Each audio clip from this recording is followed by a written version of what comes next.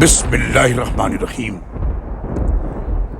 اے ایمان والوں، اللہ اور اس کے رسول کا حکم مانو جبکہ رسول تمہیں ایسی چیز کی طرف بلائیں جو تمہارے لیے حیات بخش ہو، اور یہ جان لو کہ اللہ تعالیٰ آدمی اور اس کے دل کے درمیان حائل ہو جاتا ہے، اور اسی کے حضور تم جمع کیے جاؤ گے، اور اس فتنے سے بچ جاؤ جو صرف انہی لوگوں کے لیے مخصوص نہ ہوگا جنہوں نے تم میں سے ظلم کیا ہو، اور جان لو کہ اللہ تعالیٰ سخت سزا دینے والا ہے۔